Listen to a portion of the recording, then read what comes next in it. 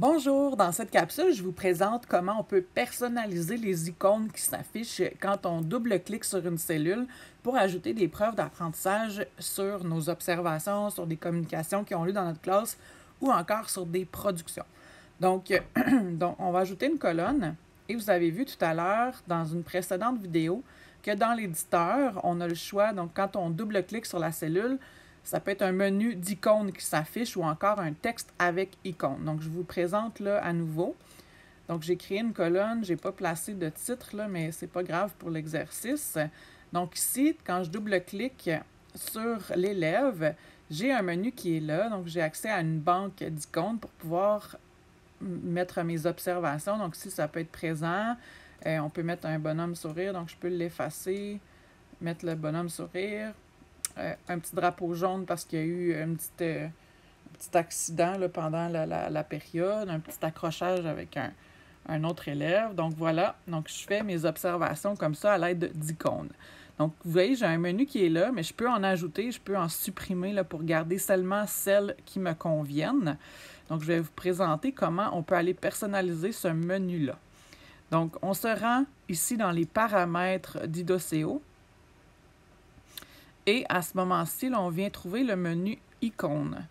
Donc ici, quand on clique sur un icône, on peut venir lui accorder une description. Donc, par exemple, ici, participation active. Là, vous pouvez venir les personnaliser, évidemment. Puis ceux que vous ne souhaitez pas avoir, comme la maison, donc, on vient simplement les effacer, puis on peut garder ceux qui nous conviennent le plus. Notre coffre à outils d'icônes qu'on veut utiliser dans le quotidien. On peut en ajouter en cliquant sur le plus. Faites simplement cliquer dessus, puis ils vont s'ajouter dans notre menu ici.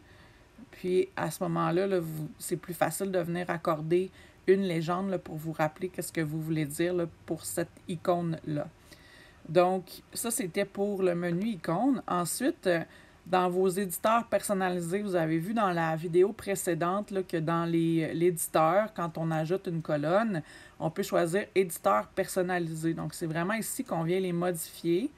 Donc, on peut changer le titre de ceux-ci, puis on peut mettre nos échelles avec des icônes qui correspondent bien, là, qui peuvent nous permettre rapidement, dans le feu de l'action, de mettre des observations, là, puis qu'on puisse se rappeler là, facilement ce qu'on voulait dire. Donc, ça peut être, par exemple, quand on circule, on observe le travail d'équipe d'un élève. Donc, on peut évaluer là, rapidement quand on voit des bonnes interventions d'élèves. On peut cliquer facilement sur cet éditeur personnalisé-là, puis ajouter nos observations.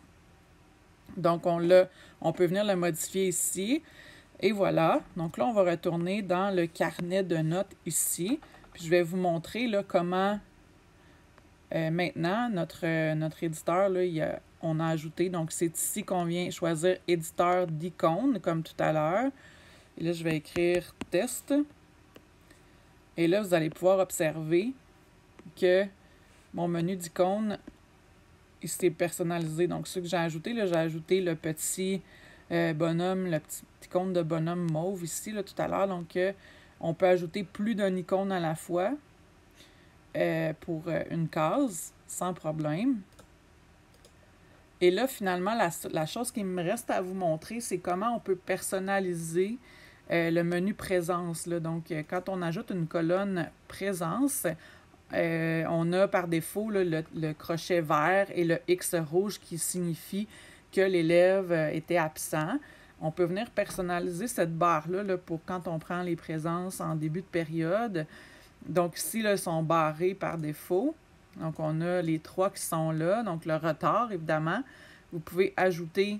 là, moi, j'avais ajouté un cahier pour un oubli de matériel. Ici, si vous devez appeler un parent, par exemple, pour cet élève-là, là, pour vous rappeler que vous avez une intervention à faire auprès du parent, là, vous pouvez ajouter le téléphone. Voilà. Et là, vous pouvez ajouter d'autres une étoile, etc. Donc ça, vous pouvez venir le personnaliser à partir d'ici, mais ces 3 icônes-là sont là par défaut.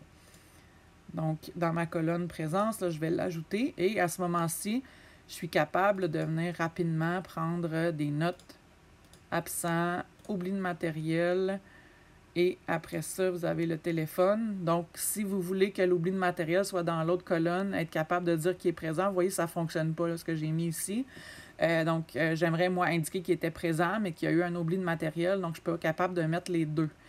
Donc, à ce moment-ci, je vais retourner dans mon éditeur de présence, ici. Et à ce moment-ci, je vais enlever mon cahier de là, puis je vais le mettre ici, mon cahier de matériel.